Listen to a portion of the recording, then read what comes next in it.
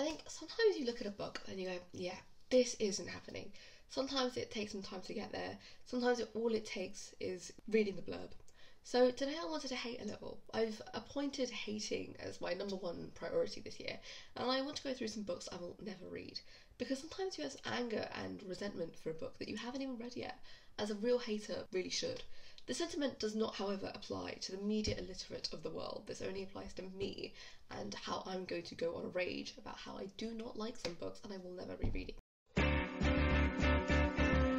The first section covers that I do not like gratuitous suffering. Flowers in the Attic is my first book.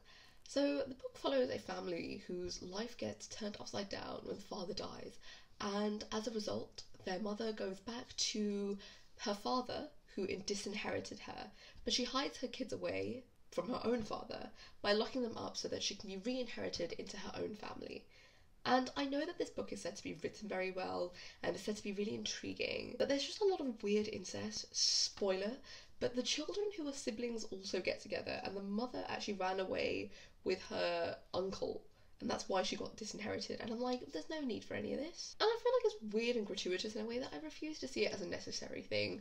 Like, do we really need all of the sibling incest too? Like, incest isn't hereditary, though that would be more of an interesting horror plotline and another type of story than whatever is going on in this book. So this next book has won prizes for its incest narrative, which is like really fun and impressive. So that is The God of Small Things.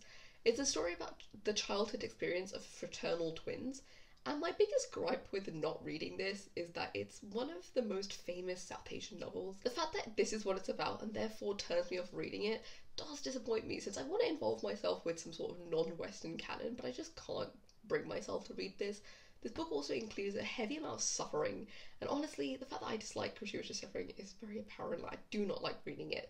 I feel like sometimes when there's an insurmountable level of suffering, there's a lack of connection that this character is a person and not just a vessel for suffering, that the author, I don't know, they're not really bringing that through for me. This book is pretty infamous for being about a gay man with all of the suffering in the world. Just follows unstoppable and formidable torture porn from this man. I just don't have any interest in reading this.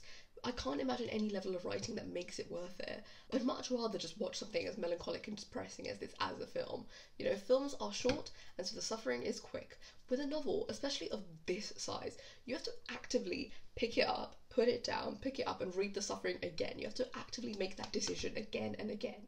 Plus, there's a play of this book being made, and it's opening in London, and I'd probably rather sit through 2 hours of that just kind of sobbing to myself to really see what the plot of this book is about, instead of just reading the behemoth of this book just to make myself sad for no reason, you know? The next section is books that I own that I will not be reading. But the first one is actually a cop-out, so A Court of Thorns and Roses. I used to own this book, but recently I pawned this off on Depop to some sucker so that I can live in the peace that at least it isn't just languishing on my bookshelf and tormenting me, that I once bought this with my money. You know, I bought this around the time that it came out, and at the time I was still somebody who was reading The Throne of Glass. I actually finished Throne of Glass, you know, like all of them, and I'm glad that I did, since I put so much time into it over the years, and I'm one of the only people that I know that has actually completed it and have been designated now to tell my friends how didn't read past the first 1 or 2 books how that shitstorm ended. So I have a tight, bonded relationship with Miss Sarah J Maas, but overall I'm not somebody who likes, you know, either The Beauty of the Beast or, even more blasphemously, I don't really like Howl's Moving Castle all that much, so I just knew that this book wasn't going to be for me regardless, so I can finally proudly say that I'm actually never going to be reading a Sarah J Maas book ever again, and I can really happily take that to the grave. Another book I just do not see myself ever picking up, even though I own it, is The Kill Order. My friend bought me the box set of the Maze Runner books eons ago because she knew I didn't have a physical copy since I read them all as an ebook. But if I didn't pick this up and read it when I was 15, I really doubt it's going to happen now. The book is a prequel for The Maze Runner and tells us about the plague that kind of starts the whole testing maze process that Thomas and co are involved in. And as much as that kind of still intrigues me, I can't imagine putting books I actually want to read on the back burner to indulge in this. Plus, I've read the other 3 and I've still never seen the Scorch Trials or Death Cure movies, so I should probably prioritise doing that, especially to see what was so important for Dylan O'Brien to not be able to come and finish Teen Wolf 4, you know? Like, I doubt that anything in the Death Cure was worth not finishing Teen Wolf 4. Like that book wasn't even good. The last section is Ew Cringe, and the next 2 are quite similar and fall into this section. So the first one is The Hating Game. I love me a rom-com, I really do. But since reading The Spanish Love Deception, I just don't think I can trust when people recommend me a hyped rom-com book. I don't even hate The Spanish Love Deception all that much. I just can't trust the way people market these simple rom-com books anymore. So firstly, The Hating Game. Just never reading this because of all of the reiterated incidents, i.e. the constant references of the body size, gross buff, you know, all of that. The fact that they're not actually enemies to lovers, like, they need to be actually sabotaging each other. Do not use those terms lightly to describe a couple. Plus, the actual plot seems dry as hell. I don't really care for workplace romances. No one has ever really successfully sold me this book, and even the cover kind of pisses me off. Like, I just don't understand why so many people were really compelled to pick this up.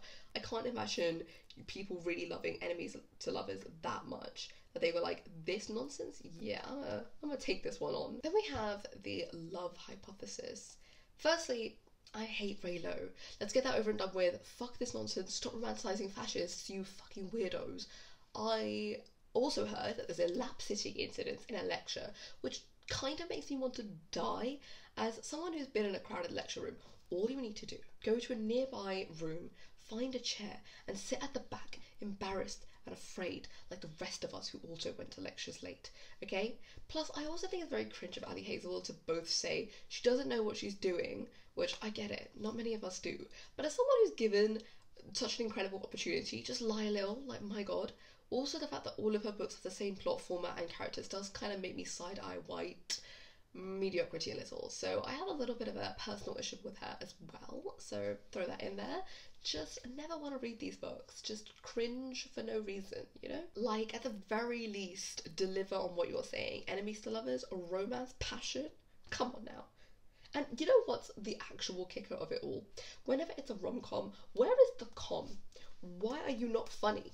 Okay? You can't be out here calling yourself a rom-com and then you're just like bloody bland and not funny. Get it together. It's just rom, and it's not even romming properly. So yeah, that's the list of books that I will never read. There's obviously more, but these annoy me more than most. Like, I work at a library currently, and I see so many crime novels that I just never read. But I look at the books that I talked about and specifically have like excessive levels of beef with them. Thank you for watching, and if you did somehow make it this far, tell me what books you really hate, because I'm sure everyone has a couple that they've either read or haven't read that they simply always will dislike.